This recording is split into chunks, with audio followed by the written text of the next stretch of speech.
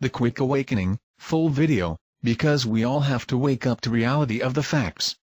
May God bless all the well-intentioned.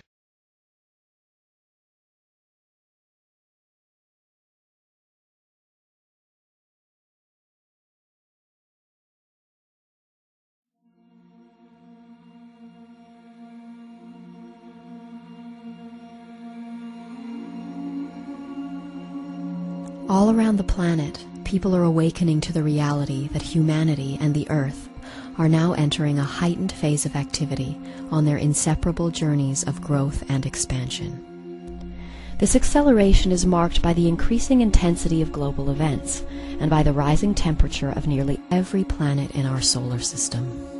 While here on Earth, time itself seems to be speeding up and chaos mounting as phenomenal shifts occur in our physical and perceptual realities with increasing rapidity. The simplest explanation behind this sense of speeding up is that our planet's vibrational frequency is rising. This event, which many ancient cultures have prophetically termed the quickening, has begun, and it is the greatest opportunity of our times. For we are living in a period of tremendous change, where humanity's truths are shifting with exponential rapidity as today's more advanced technologies and awareness are working to reveal the new truths of tomorrow. And just as the perspectives of those who were born 50 or 100 years ago have had to shift to allow for our present version of reality, so too will we be invited to expand our perspectives of what is possible, to allow for the unfathomable changes that will come with the turning of the age and the birth of a new world. That said, one very real possibility that our research into the work of other seekers and sages indicates is becoming increasingly probable is that the world-changing events that so many are consciously or subconsciously waiting to occur in 2012 could actually happen as early as October of this year, 2011. And though we have awakened to the possibility that our world could be greatly altered before 2012, it is not our intention with this presentation to prophesy events as they are going to occur, but rather we intend to merely present some possibilities that might serve to expand people's perspectives of what could be. For we believe that by expanding our imaginations to explore possible future events, we may prevent ourselves from reacting in fear should the previously unimagined become manifest. And as a result of having already experienced these events in our minds, we will be more centered and able to see the opportunities they present should they or something similar occur. And so, with this understanding of the power of imagination as a means by which we may navigate the unknown, this presentation will not only explore what sorts of events could occur between now and October that might lead to the end of the world as we know it, but we will also look at how such events, regardless of how challenging they may seem, could serve to bring humanity to a global experience of unity consciousness that would then lead us into a harmonious new existence and to our return to the long prophesied experience of heaven on earth.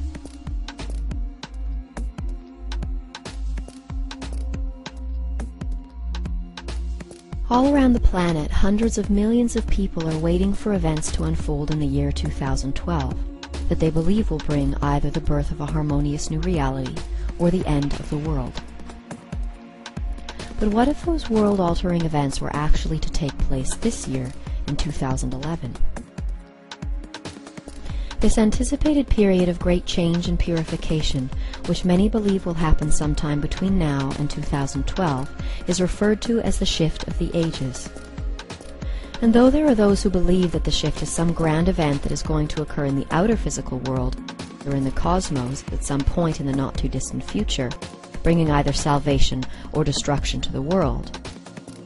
there are others who believe that the shift is happening right now, and in fact that it has been and will always be happening. For these people believe that the shift can be experienced at any moment by anyone who is willing to make the internal shift back to one. where instead of seeing all beings and events of the world as separate and chaotic, the seeker learns to see that every aspect of existence is serving the divine plan, by urging humanity to re-establish its faith and connection to the divine original source of creation, known to many as God or Great Spirit. For it is commonly understood both in the realms of science and spirituality that everything has come from one, and that to one we shall return. However, today, our thoughts and awareness have moved about as far from one as it is possible to get, as humanity's dualistic perspectives and survival of the fittest mentalities have served to divide the world into dueling pairs of opposites, where many believe that they are good while others are evil, that they are light while others are dark, and that they are right while others are wrong. As a result, this divided perspective of existence has every human living for themselves, operating by his own personal will in an attempt to find inner peace by shaping the outer world according to his own likes and dislikes. However, what so many people are realizing today is that the peace we seek cannot be found by creating change in the world outside oneself, for true peace can only be found within. And we may see the truth of this when we consider that all around the world there are nearly 7 billion people who are trying to effect change in the world outside themselves in order to make others and the world match their vision of what is right, so that they can find peace inside. However, when we realize that there are 7 billion people with 7 billion different visions of what the world should be like, then we may see that that peace we seek can never be attained by trying to shape the physical world according to our dualistic ideals of right and wrong, as our conflicting views will always result in the paradoxical need to fight for peace. And thus we may see that the only way to find true everlasting peace is to learn to be at peace with the way things are. And it is this holistic perspective that all is perfect as it is that is taught in the ancient practices of Buddhism, Taoism, and Yoga, as well as certain native spiritual traditions, and which is echoed in the words of the Taoist sage Lao Tzu, who says in the Tao Te Ching, "True perfection seems imperfect, but is perfectly itself." Faith is the key to finding this perfection in all. For when one learns to see that all beings and events exist for the divine purpose of encouraging us to seek and find that eternal peace inside, then we may learn to see that all is in fact serving the divine, and therefore all is divine. And by thus establishing faith that every event that happens in one's life occurs to assist their soul's evolution, one may come to see that salvation is not a person, place, or prize. It is a state of mind. For in this faithful state, and the love that accompanies it, one is able to face and flow through all of life's challenges in grace and gratitude. Thus it is this ability to see all as one and all as divine that marks the individual's inner shift and return to one. And so while some people believe that the approaching shift will be an external earthly or cosmic event, and others an internal evolution, there are still others who believe that the shift that is about to happen will be both. These people find truth in the familiar phrase, "conflict breeds consciousness," and believe that many humans need some major shifts in their outer physical reality in order to encourage them to make the inner shift that will enable them to return to one. Thus it is thought by some adherents to this perspective that the physical events that are set to unfold in the next few months leading up to the end of October 2011 have been designed to escalate to such a dramatic level that most of humanity will be faced with the possibility of their own death and the loss of everything that they have worked to achieve in the material world, all of which would occur for one divine purpose. For in a world where so many are living only for material achievement and survival, it will not be until that material reality is threatened with extinction, and when money and luxury fail to satisfy our needs for peace and comfort, that the majority of people will awaken to the worthlessness of material wealth and success, and thereby be inspired to seek inwards to find a new purpose and meaning for life. And in so doing, many will finally understand the words that they have been uttering for so long, which state that we are not human beings having a spiritual experience, but rather we are spiritual beings having a human experience. And thus, when the events of the next few months have served their divine purpose, and when the death and destruction have shaken us from our material obsessions and given birth to our awareness of the eternal spirit that connects us all, we will learn to see the world in a new way, where even death and destruction, which humanity has denied and feared for so long, are seen to have a place and a purpose for which to be thankful and loving. And as these increasingly intense events unfold in the coming months, they will teach humanity the lessons of pride and humility, by demonstrating the futility of our efforts to control the world outside of ourselves. And when people finally tire of wishing that the world was something that it isn't, and when they learn to be at peace with the way things are, for they see it all as part of the divine plan, then may they also learn to see that exerting one's personal will to try to stop these events from happening would be like trying to stop others from having the same opportunity for learning. For it is our selfishness and our ignorant use of free will that has brought us collectively into our present state of existence. Therefore, perhaps it is only by a 180-degree reversal, through selflessness, through the complete and utter surrender of ourselves and our personal will to the divine will of the Tao, that we may allow the forces of true change and redemption to work through us and liberate us completely from the unholy illusion of this world. And for this reason, some believe that it will be the tremendous shifting of outer events in the months between now and October 28, 2011, that will inspire humanity's inner shift, helping them realize that we cannot, nor are we meant to change our outer world in order to find peace, but rather we are urged to turn inwards, to seek and find the eternal peace that comes when one learns to see the divine purpose and perfection of all. And it is with this unified perspective of existence that one learns to relinquish my will for thy will, thereby realigning himself with the divine will and marking their long-awaited return to one.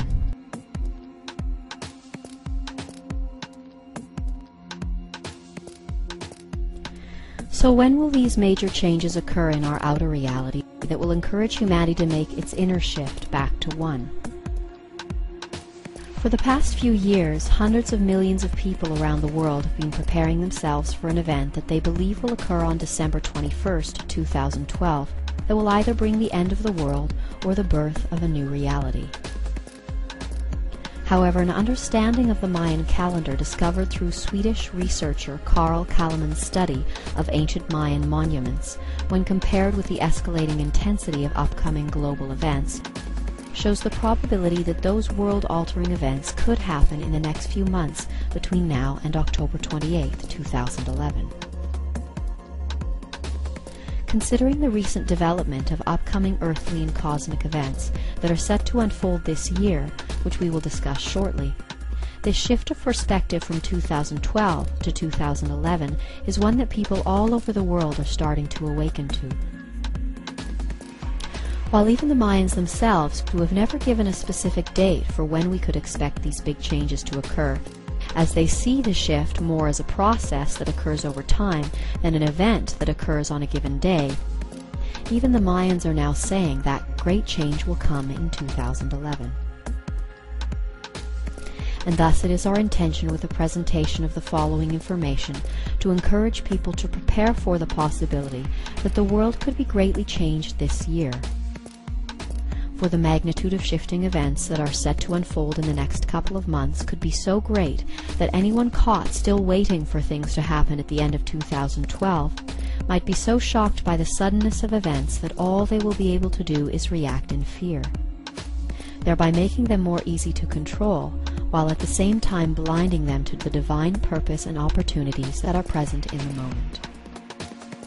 That said, let us explore Kalleman's work and how it illustrates October 28, 2011 as the end of the Mayan calendar and the birth of a new reality. Though to many the Mayan pyramid is simply a monument used for ceremonies and sacrifice,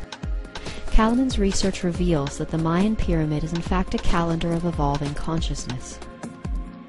where each of its 9 steps, also known as waves or underworlds, are related to a specific type of consciousness that is learned during the period of time that it takes us to move from the beginning of each step towards its end.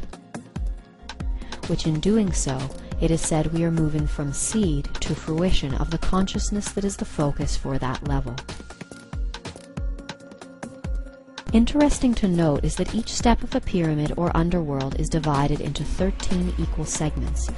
comprised of alternating dark and light energies referred to as days and nights, which are as necessary for the growth and expansion of our consciousness as the cycles of night and day are for the harmonious growth of our Earth's surface-dwelling ecosystems. These 13 equal segments of time are referred to as heavens, or stages of creation, each of which is related to a specific Mayan deity, and a stage of growth or learning that occurs during each period of time. Also essential to note here is that each time we step up a level on the pyramid, things speed up by 20 times, which it is said occurs because, as we learn the lessons toward the end of each step, the vibrational frequency of our collective consciousness, and therefore our reality, rises by 20 times. Thus, to illustrate how the Mayan pyramid is a calendar of evolving consciousness, and how it relates to the birth of a new reality by October 28, 2011, let us look at the bottom step of the pyramid referred to as the cellular underworld. This step charts the evolution of cellular consciousness from the time of the Big Bang to the creation of the first highly organized cells, and finally to the full realization of cellular consciousness. The period of time it takes to move from seed to fruition of this consciousness is 16.4 billion years, divided into 13 equal segments of 1.2 billion years, which means that during this phase of creation there occurred a subtle shift in consciousness every 1.2 billion years that brought the collective mind to a deeper experience of the cellular underworld. To explain this further, let's move to the 8th step on the pyramid, known as the galactic underworld, and whose focus for learning is ethical consciousness. Remember here that each time we move up a step on the pyramid, that things speed up by 20 times. And so, where consciousness at the bottom of the pyramid was changing roughly every 1.2 billion years, when we moved up to the 8th step, which began on January 5, 1999, consciousness, which on the step just below was changing every 19.7 years, then on the 8th step began to shift every 360 days, with a focus on the collective development of our ethical consciousness. This development of our ethics can be seen quite clearly when we look at the new perspectives that have arisen in the collective mind since January 1999. For it has been since this time that humanity has taken its greatest strides to purify its ethical perspective, by realizing the impact that our choices have on the healthy, harmonious existence of ourselves, the earth, and all living things. And as a result of our growth and learning during this period, we have been raising the frequency of our collective consciousness, and thus the vibratory rate of existence, thereby resulting in the speeding up of everything by 20 times that occurs as we near the fruition of learning on each step of the pyramid. And it is this increase in the vibration of consciousness that is responsible for the sensation of the quickening that so many people are experiencing around the world. For as the vibratory rate of our consciousness speeds up, so does everything in creation, including time and awareness. To get a better understanding of the process of this quickening that is leading us to its climax on October 28, 2011, let us consider the 7th wave that began in 1755 AD at the beginning of the Industrial Revolution, at which point consciousness began shifting roughly every 19.7 years, until January 5, 1999, when it sped up again and began shifting every 360 days. This is why we had what were referred to as generation gaps in the time before January 1999. Because prior to that date, our consciousness shifted at a slower rate. When a new thought was introduced to the world, it would take a longer period of time for our consciousness to assimilate that concept. For instance, when the perspective that women are equal to men was presented to the Western world, it took roughly 20 years for that seed of an idea to take root. However, for those who were alive for 40 or 60 years before that idea was presented, it could take longer for their perspective to switch, if it did at all, because they had spent so long seeing the world in a way that was different to what was now being presented. However, that all changed when we moved up to the 8th wave in January 1999, at the same time as the global proliferation of the Internet, for human consciousness then began to expand at an accelerated rate, as any new idea or concept that was created or realized could be immediately learned by anyone around the world, regardless of how young or old they were. And because our perspective of the world was accelerating at a speed relative to the phenomenal global growth of the Internet, many people around that time experienced a sensation of quickening. And though this quickening is perceived by many as a speeding up of time, still others believe that it isn't time that is speeding up, but rather that it is the amount of change and information that we are able to process in that time that is accelerating. Thus, aware of this concept of the quickening of consciousness, let's now look at the 9th step, or wave, which began just recently on March 9th, 2011, 2 days before the earthquake in Japan,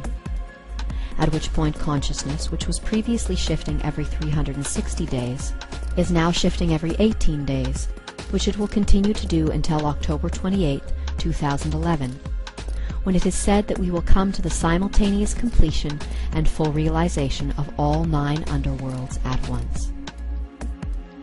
Which in other words means that around the end of October every living thing, which is an individual thought of the collective mind, would somehow come to the simultaneous full realization of every level of creation from the moment of the Big Bang to the completion of the Mayan calendar on October 28th. And here it is thought that the only way that we could come to the simultaneous full realization of every aspect of creation is to become one with it. For no one knows you like you know yourself, and therefore in order to truly know every aspect of creation, some believe that we will be given the opportunity to experience our oneness with everything that has and will ever exist, as if it were ourselves. And it will be through this experience of oneness that we finally realize truly who, what, when, how, and why we really are. This return to one is reflected in the scientific and spiritual teachings around the world, which uniformly agree in the expansion and contraction of the universe, and which also state that everything has come from one, and that to one we shall return. This concept of our return to one is also supported in the focus for learning during our current experience of the 9th wave, which is dedicated to the collective development of our unity consciousness, which Kalaman's research indicates will be fully realized by October 28, 2011.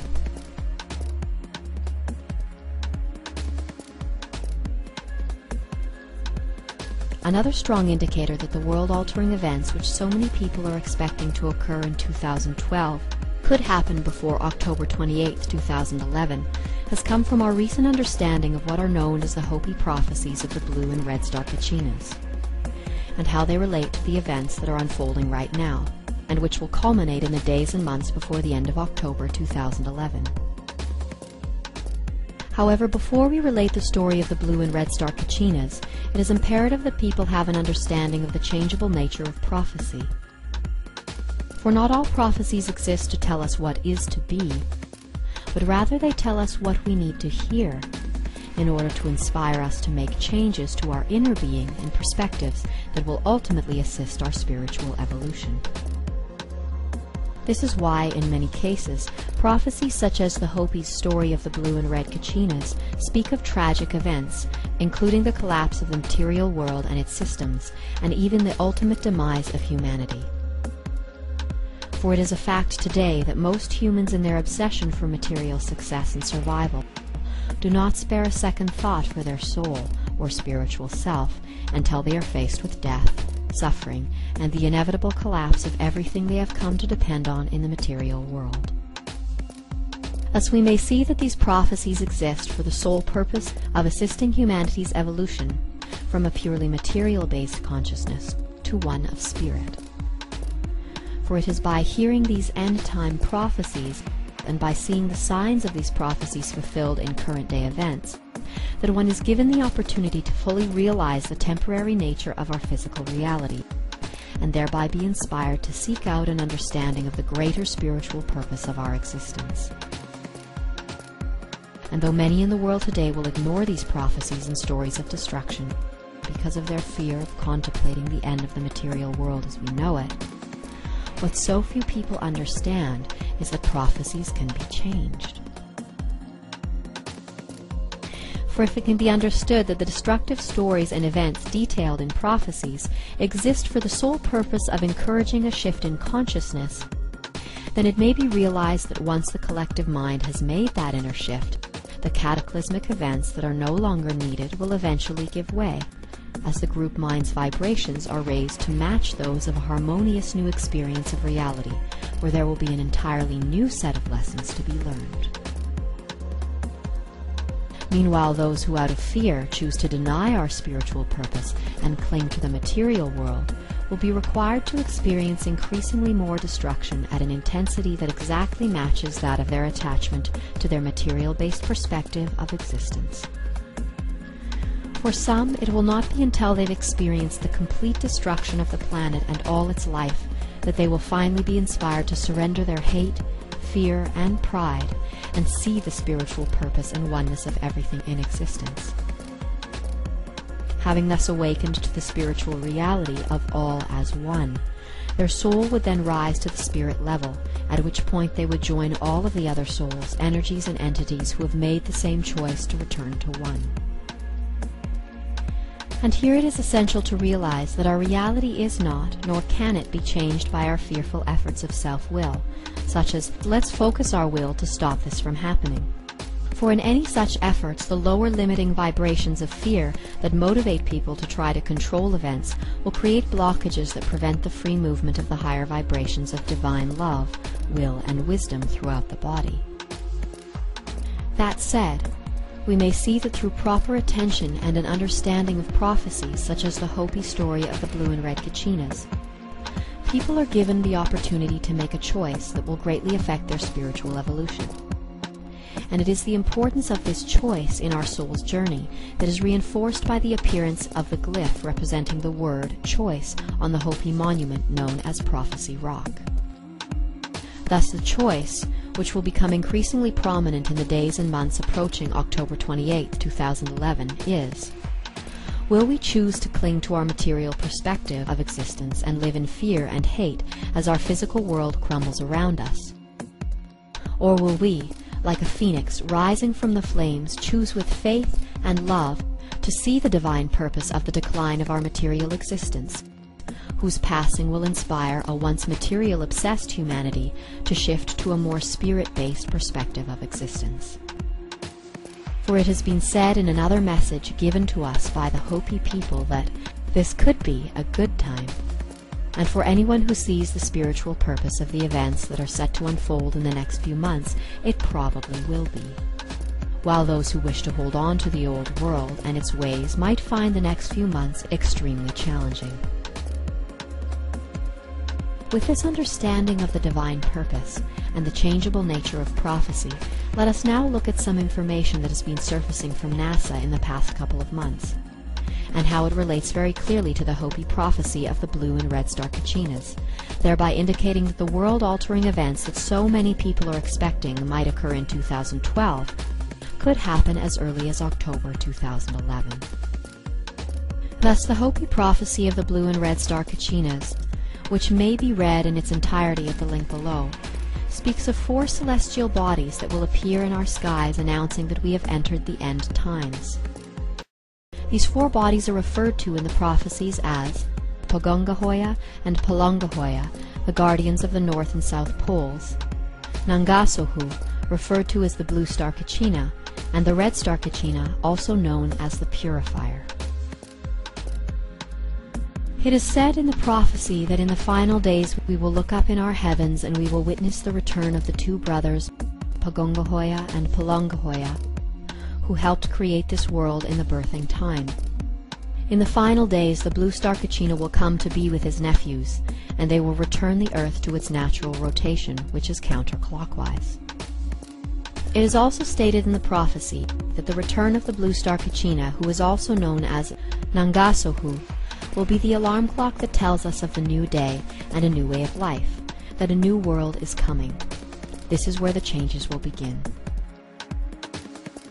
Of extreme interest is the fact that NASA has recently, albeit quietly, released that there are 3 what are presently being called comets heading to Earth right now, all of which will be visible and in very close proximity to the Earth between the dates of August 15th and September 26th, 2011. Though the first body to make its pass will be Comet Honda coming in from the south, and at its closest approach to Earth on August 15th, 2011, of particular note is the body that people are referring to as Comet Elenin, which much research is showing is either a supermassive brown dwarf star or is being followed very closely by one. This conclusion has been derived from the fact that there have been 3 alignments with this comet, the Earth, and at least one other celestial body over the past year and a half, and each alignment has resulted in a major earthquake on Earth.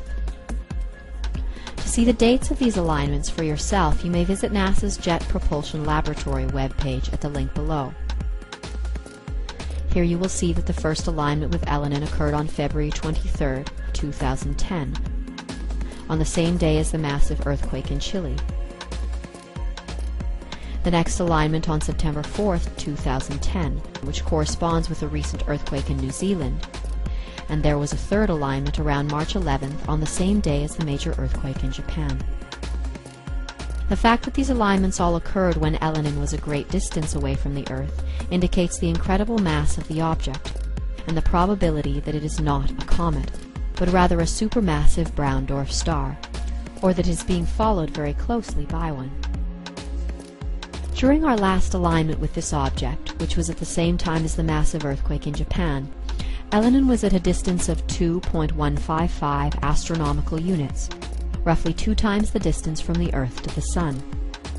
And now we will have our next alignment with this object around September 26, 2011.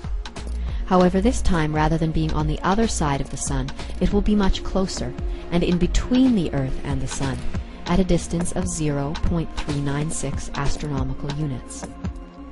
And this time it will be an alignment of 4 bodies rather than just 3, which will include Mercury, the Sun, Elenin, and the Earth. It is very possible that around this day we will have some major earthquake activity, the likes of which we have never seen before, which will be accompanied by the appearance of a third comet in our skies, known as Levy. Also worth mentioning here is that many of our sources suggest that around this time we will see the fulfillment of the prophesied 3 days of darkness, where the light from the sun will be obscured for approximately 3 days, after which time the sun will rise again. Though this may be possible, it is also possible that the 3 days of darkness will occur a little closer to the October 28th date, when we are nearer in proximity to the red star Kachina. That said, after our next alignment with Elenin around September 26th, there will be a series of other close passes between September 26th and November 23rd that could cause further shifting, including our closest pass with the object, which would occur on October 17th, 2011, at a distance of 0.232 astronomical units, and an interesting event around November 3rd, when we would pass through the tail of Elenin. Worth noting here is that these dates will probably change somewhat, as it is assumed that Elenin will speed up significantly as it slingshots around the Sun before passing the Earth. Considering the approach of these celestial bodies, one possible interpretation of this information and how it relates to the Hopi prophecies of the blue and red Kachinas is that Honda and Levy are the nephews referred to in the prophecy as the guardians of the North and the South Poles, as Levy is coming from the north and Honda from the south, while Elenin is the blue star Kachina, which will be seen in the sky before and during the major earthquake at the end of September, and whose appearance in our heavens the prophecies say would mark the beginning of the changes and signify that we were in the end times. For the prophecies state that not far behind the twins will come the purifier, the red star Kachina, who will bring the great day of purification. Having accounted for comets Levy and Honda as the guardians of the North and South, it is our belief that Comet Elenin, the blue star Kachina, is not a brown dwarf star, but rather that it is being followed very closely by one, or some other supermassive celestial body. And according to our understanding of the prophecies, this supermassive body that is following Elenin would be the red star Kachina, known as the Purifier, whose passing due to phenomenal gravitational and electromagnetic forces would change the existence of humanity and the earth forever. For it is said in the prophecies that on the day of purification, the earth, her creatures, and all life as we know it will change forever, and that every living thing will be offered the opportunity to change from the largest to the smallest thing. It tells us that the way through this time is to be found in our hearts and through reuniting with our spiritual self. And then it reminds us that everything we experience is all a matter of choice, thus echoing the choice of whether we will face the end of the material world as we know it with fear and denial, or whether we will choose to see its divine purpose with love and faith, and thereby return to the original way where everyone and everything is seen as one and divine. Thus, with this understanding of how the approaching comets relate to the Hopi prophecies of the blue and red Kachinas, one may also note how the dates of Elenin's closest interactions with Earth, occurring on September 26th, October 17th, and November 3rd of 2011, strongly supports Kalaman's research, which indicates that around October 28, 2011, we will experience the long prophesied end of the Mayan calendar and the birth of a new reality. I am ready for the next step in humanity's evolution. And now we must seek to unite with others. The time has come to live for each other.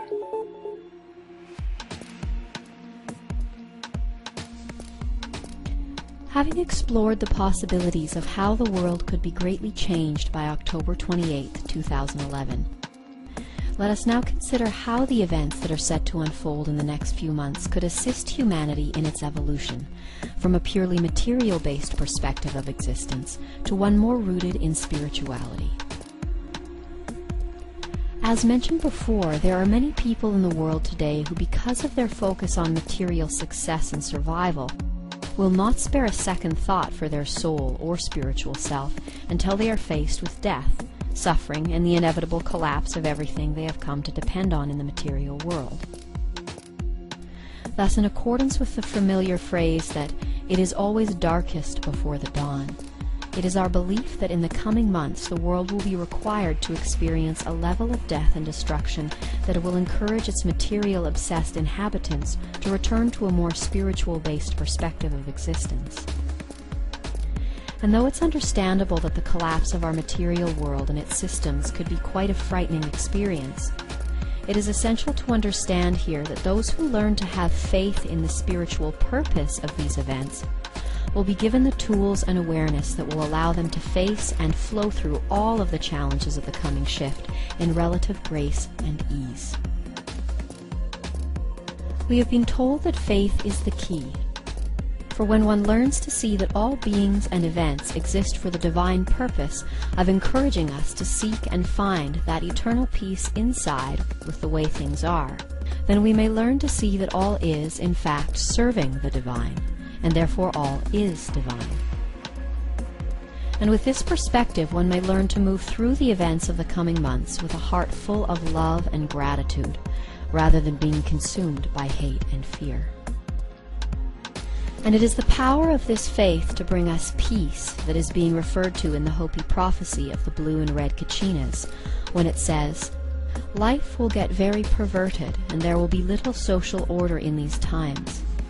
Many will ask for the mountains themselves to fall upon them just to end their misery, while still others will appear as if untouched by what is occurring, for they are the ones who remember the original teachings and who have reconnected their hearts and spirit." Having thus remembered the divine role that destruction may play in our spiritual evolution, let us now explore some of the potential challenges that could unfold in the next few months that might assist our soul's journey back to one. And remember here that it is not our intention with this presentation to prophesy events as they are going to occur, for it is our belief that our future is always changing in accordance with our willingness to learn new lessons and perspectives. That said, our intention herein is to merely present some possibilities of what events could occur that might lead to the collapse of the material world as we know it, and to humanity's subsequent return to a spirit-based consciousness. Though to many people whose perspective of the state of our world is molded by popular news and media, the idea that our entire material reality could collapse in the months between now and October 28, 2011, might seem like a sensationalist Hollywood film. What so few people realize is that the process is already well underway. In truth, a simple string of events whose elements are already in place could cause the toppling of our existing world systems within as little as a week or 10 days. And though it may not look exactly like this is one possibility of how it could happen. All it would take is another staged terrorist attack in an American city similar to that of 9/11. Except this time, rather than airplanes, the damage would be delivered by a device called a suitcase nuke, which is a hypothetical suitcase-sized nuclear bomb, which has begun to receive a lot of mention in films and news reports within the popular media. If such a bomb were to go off in an American city, and the authorities were to link its creation to Iran, whom the U.S. is wrongfully accusing of developing nuclear weapons, in the same way that it accused Iraq of developing weapons of mass destruction, this would pave the way for a U.S.-led Allied attack on Iran, which would then mark the official beginning of World War III. In truth, this war has already begun, with U.S.-led trade sanctions against Iran being imposed by the United Nations, in an effort to cripple the country's military and economic production, while the U.S. and its allies make preparations for war. It is also known that for some months now the U.S. has been amassing troops and weapons in Israel in preparations for a massive offensive in the Middle East. However, with the U.S. having recently reached its $14.3 trillion debt ceiling, with the dollar flagging and the euro near collapse, and with the U.S. already overextending itself in wars in Iraq, Afghanistan, Libya, and Pakistan, its decision to engage in a world war, along with the crippling effects of the staged terrorist attack, would crush whatever faith remained in the U.S. markets and result in the collapse of the American dollar, which would in turn begin the spiraling collapse of all the world economies. With world oil prices hovering at record highs, the Iranian president has promised that as soon as the first bomb drops on Iran, he will set the oil fields on fire. Thus, with the value of the euro and the dollar dropped through the floor, the flaming oil fields would result in the skyrocketing of gas prices, which would then lead to the inability to transport food and other goods around the world. Statistics indicate that without steady transport, most urban centers would be depleted of food and resources within 3 days. And as quickly as that, the world would be changed forever. However, there is much research which we will post on our webpage that indicates that these are just the beginning of a series of progressively intense and unfathomable events that have been designed to be so shocking that many people who are completely unaware of them will be desperate for any form of salvation. And it will be at the point of humanity's greatest desperation that those who have orchestrated these events will provide one self-serving solution, and that is to unite the globe under the authority of a new world order. Here our existing political, economic, and military institutions would unite under a one-world government, one-world economy, and one-world religion, offer to meet the immediate needs of humanity, providing food, money, and medicine, and even miracles, in exchange for complete obedience and subservience to the system. However, it is essential to understand here that even though the voice calling people to the New World Order may use the appealing words of unity, truth, and service, it will only be offering a temporary solution to the symptoms of humanity's suffering, along with promises to preserve a degree of comfort and security within a familiar system, where people are divided by the old world perspectives of good and evil, rich and poor, strong and weak. This voice will speak to people's fears and to their desires to protect and preserve the self. And all those who choose out of fear to cling to the material and continue their support of a ruling elite who have proven their lack of caring for the world and its inhabitants will, by the quality of their own thoughts and emotions, be required to experience increasingly more hardships until such a time that they are willing to put their faith in the divine spirit rather than the corrupt institutions of man or his false gods. So what sort of events could unfold in the next few months that might bring the world to such a state of desperation that it would agree to uniting the planet under the authority of a new world order? Should events similar to those mentioned previously occur,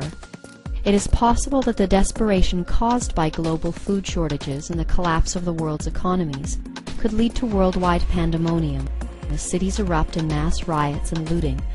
while people rise against each other and their governments in a desperate attempt to acquire food and resources for themselves and their families. This violence would be greatly compounded by the threat of nuclear war and invading forces that would be escalating around the world.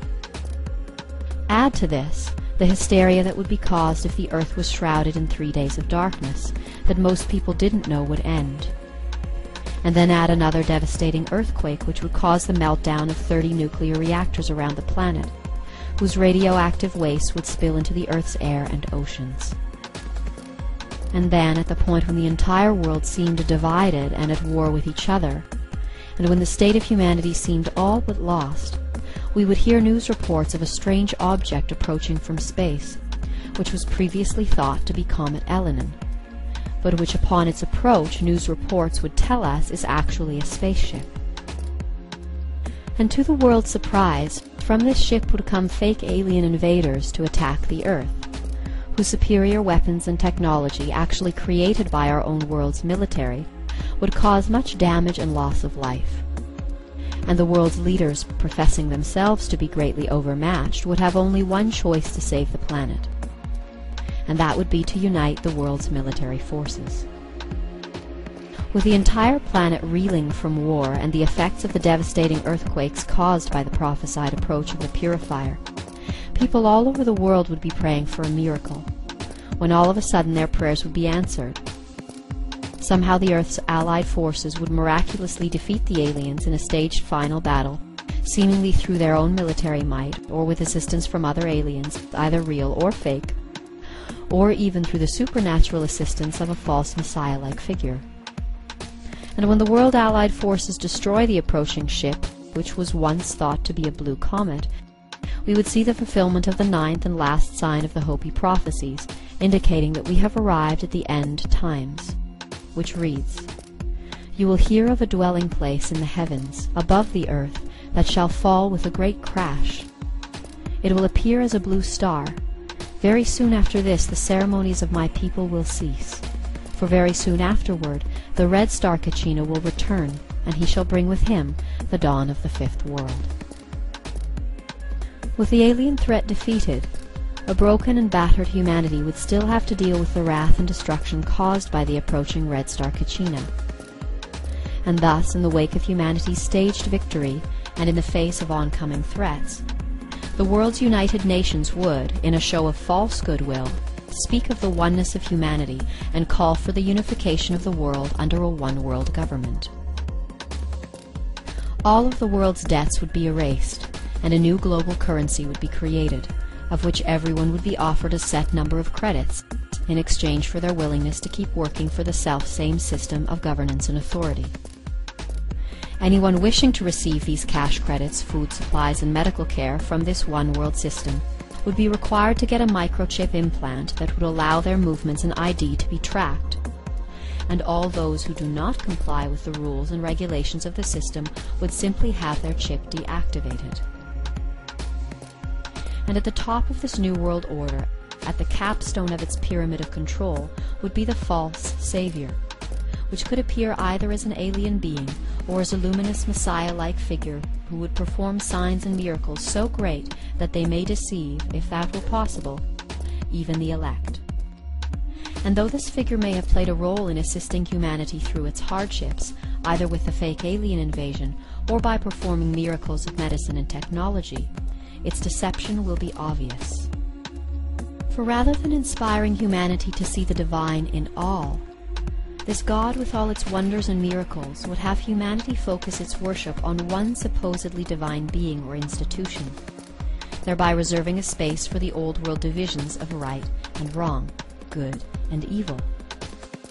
And the worship of this thing would be most likely controlled by our present-day ruling elite and popular spiritual leaders, who would place themselves in between humanity and this fake God. As fantastical as all this may sound, there is much compelling evidence that points to the possibility of such events occurring, even those as extraordinary as the fake alien invasion,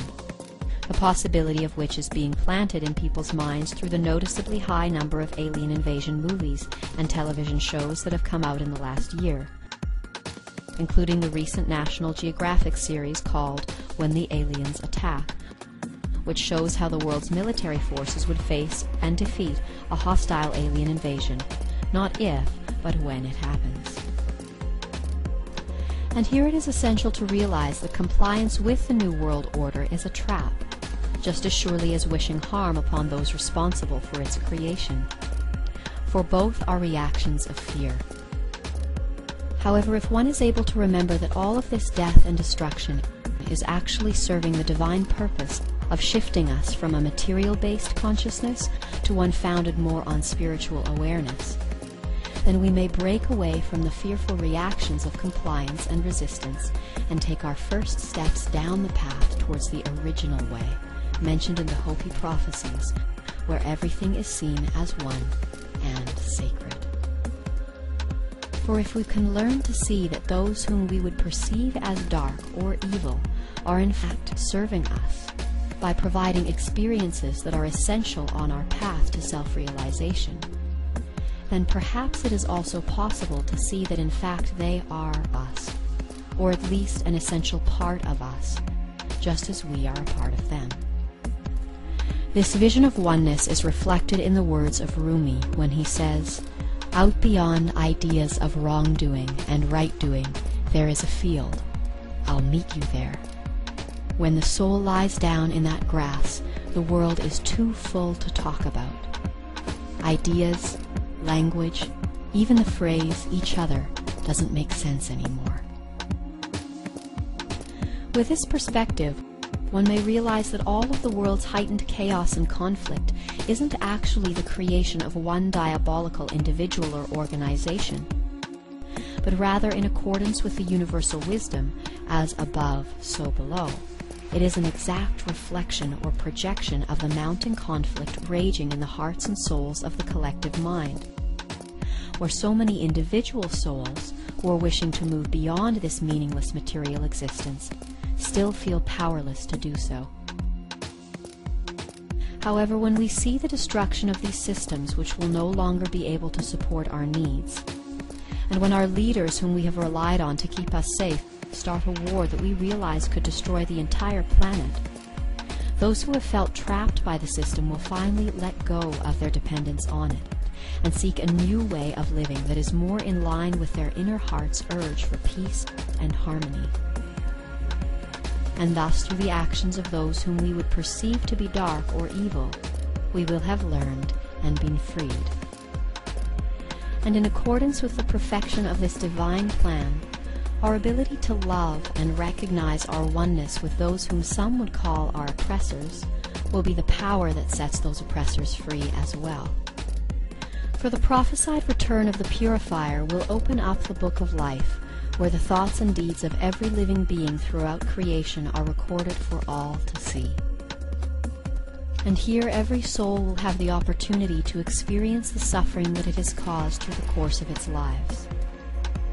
And as those whom many would call their oppressors scan through their experiences, they will see how the hurt that they have caused is met with hate, anger, and with thoughts of revolution and murder,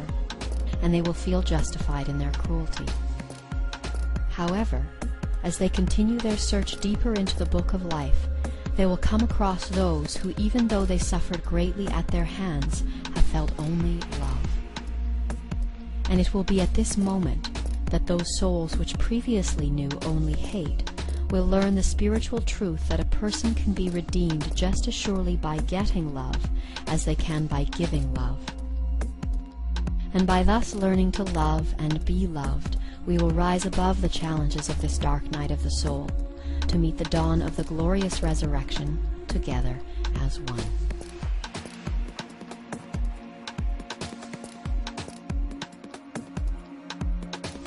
With this glimpse of the dawning rays of our rising unity consciousness,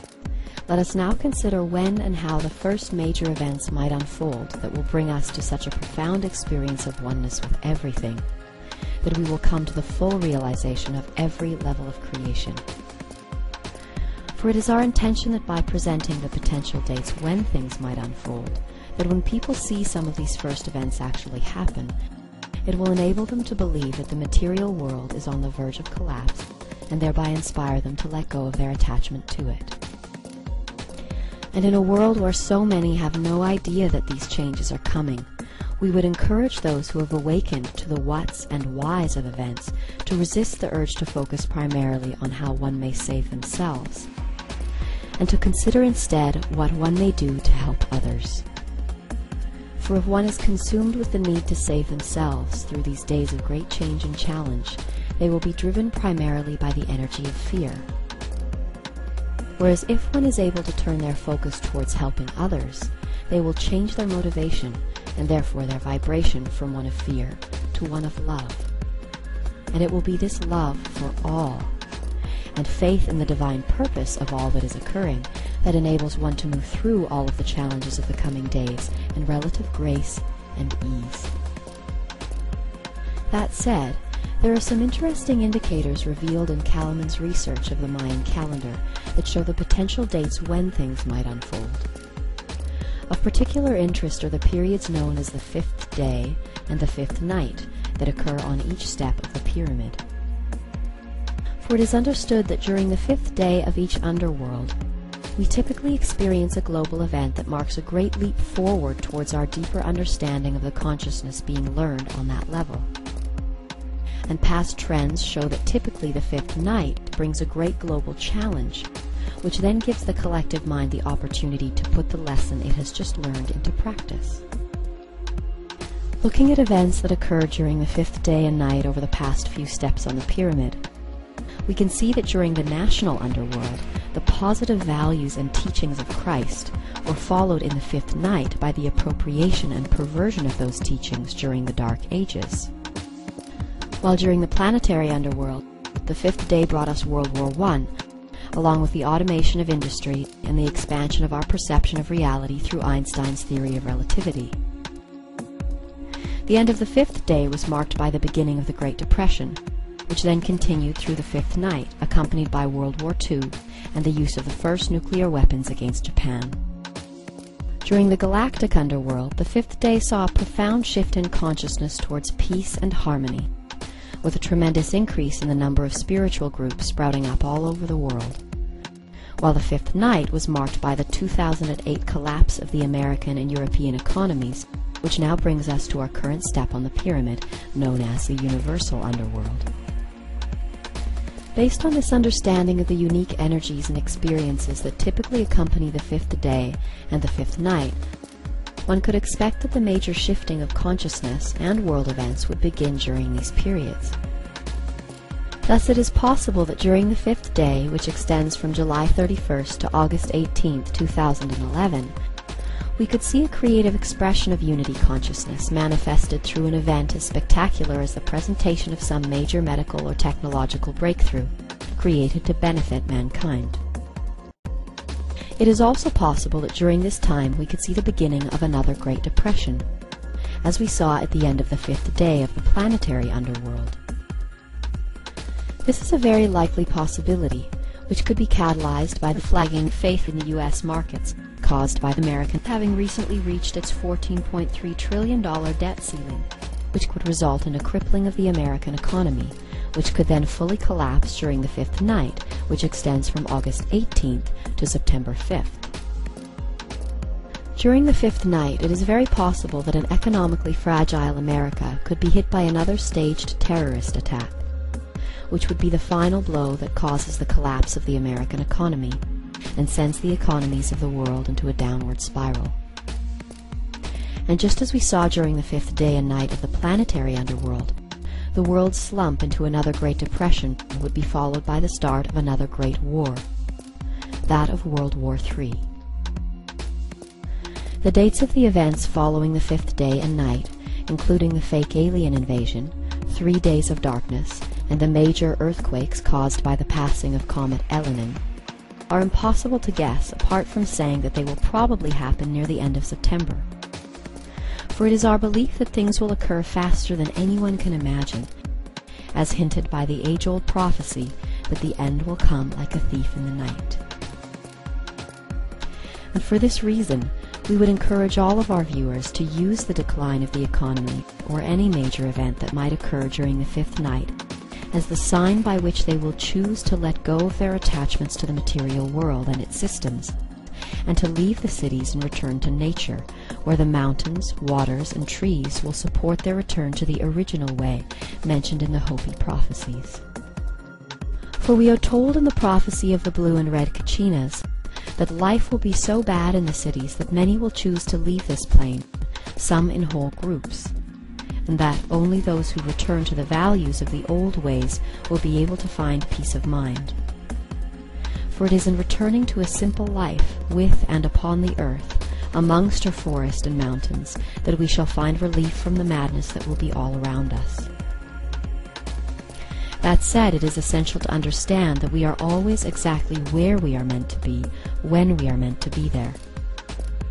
And even if one cannot make it out of the city, it is important to remember that one can always connect to the earth and its elements by turning their thoughts to a glass of water,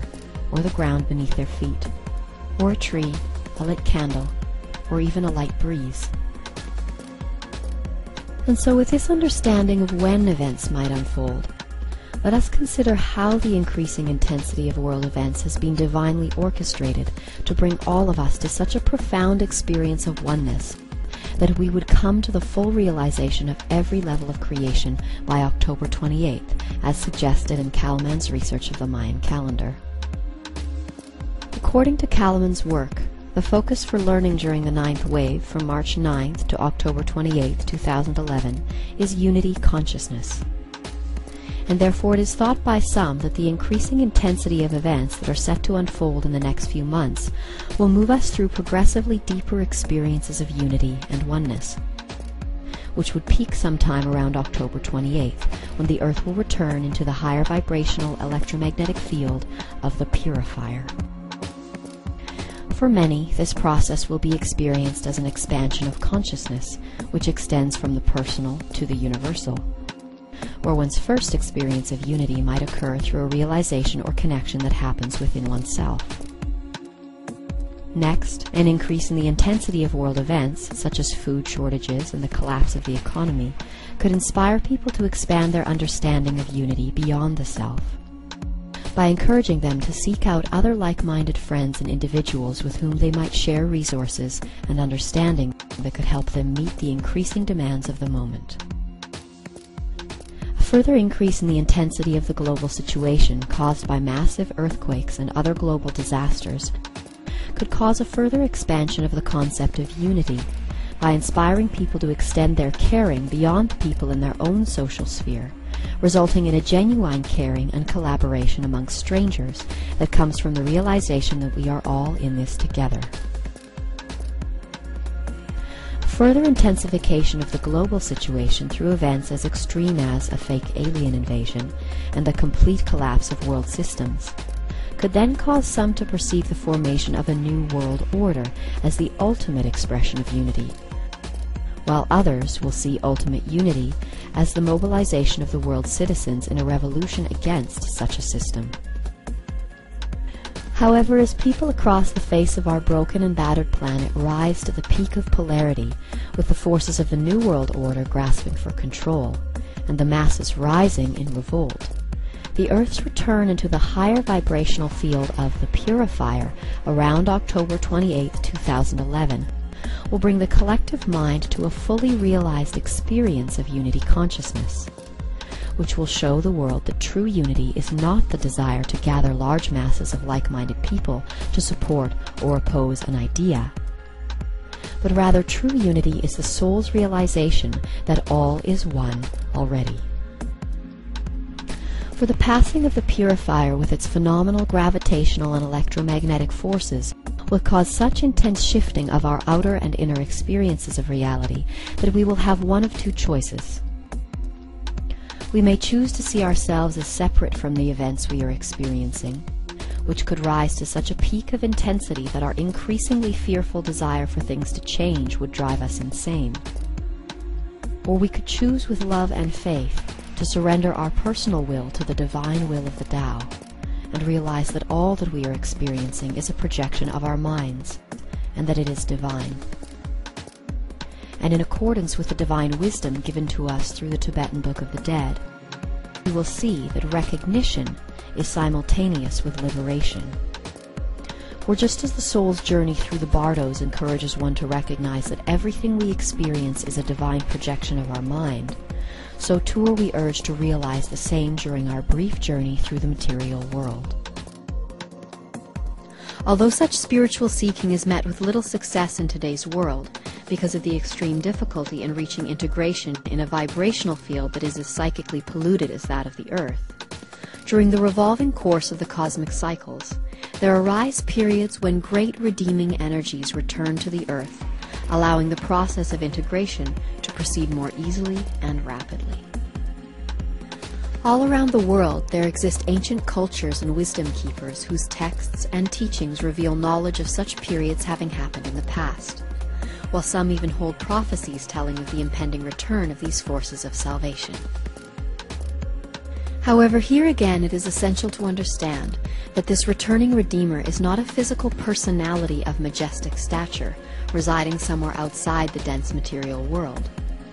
but is essentially an impersonal divine unifying consciousness, manifesting itself as light, love, and wisdom in a field of cosmic rays emanating from the center of our galaxy, via the purifier. Thus the return actually refers to the Earth's cyclic re-entry into the purifier's higher vibrational field, at which point we are anointed by its divine light and influence. And it is because of this divine anointing that the return is widely referred to as the return of Christ, which, stemming from the Greek word Christos, means the anointed one.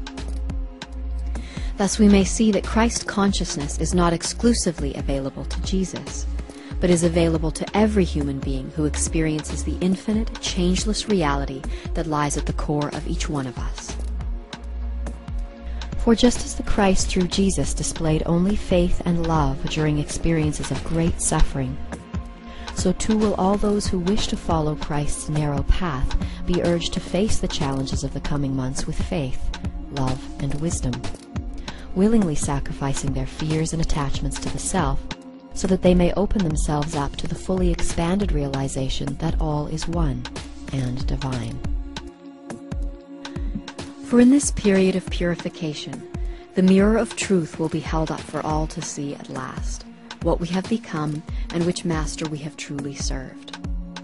And when humanity is left with no other choice but to face the truth and ourselves in utter honesty, to look, to see, and to weep in genuine repentance, then can love open our hearts and reveal to us the way of true devotion and holiness. It is thus through humble surrender that each person is given the opportunity to hasten their own spiritual growth and simultaneously transition into a bright new era. So how might our interaction with the purifier bring us to such a profound experience of oneness with everything, that we would come to the full realization of every level of creation by October 28, 2011? The answer to this may be summed up in one word: vibration. For if NASA's information suggesting that Comet Elenin is or is being followed by a supermassive brown dwarf star is true, then we will be greatly affected by the extremely high vibrations of its electromagnetic field upon passing,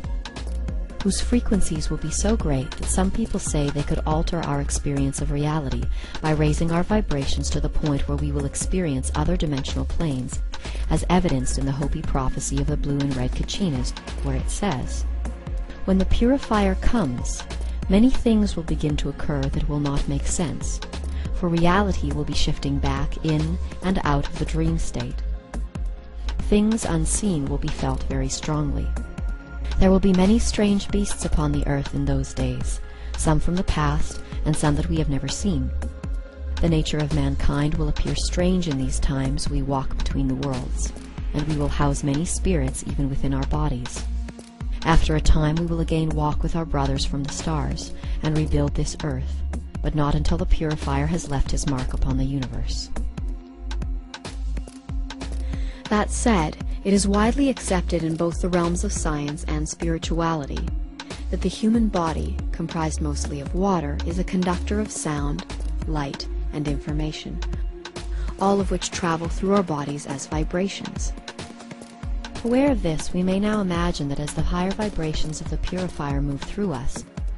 they will cause our bodies to resonate with their frequency. Thus, as our vibrations rise and match the never-before experienced frequency levels of the purifier,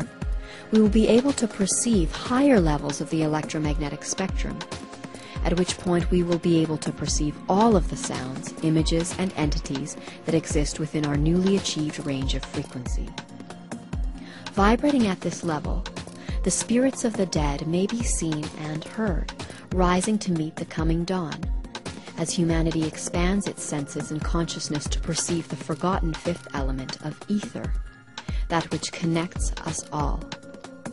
Here, too, we may perceive the parallel realms of the astral planes and share encounters with mythical beings,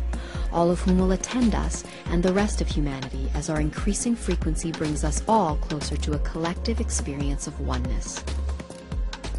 As we reach the peak of frequency, the voices of others that we have begun to hear in our heads will rise in numbers and climax at the point when we hear all the thoughts of creation and experience all actions as if they were our own. So too may it seem like all the events of these lives are happening at once, and that all places are this place. As one may imagine, this expanded perspective of oneness could be quite an intense experience. And for those who choose to hold on to their knowledge of what is and is not possible, such events will threaten to shatter their psyches, as every sense is simultaneously overloaded. Thoughts of good or evil will give rise to those of their dualistic opposites and attract like energies that further threaten the traveler's ability to stay safe and sane. And here we will have a choice, to either clutch to the banks of that raging river and be dashed against the rocks, or to simply let go and surrender to the roar and the flow. Some will try to hide from this experience. Some will try to escape it. Some will welcome it, some will recognize it, and some will have known all their lives that the end would be like this, exactly like this. As the truth of oneness, followed by divine love, returns to our ailing planet, those who love the truth and who are therefore consecrated to serving the truth without compromise or self-concern will greatly rejoice at the shattering of the illusion of separation. And when at long last humanity is awakened to its oneness with the earth and all living things, we will raise our voices as one and join the eternal song of the universe. Have faith, for we are awakening as one.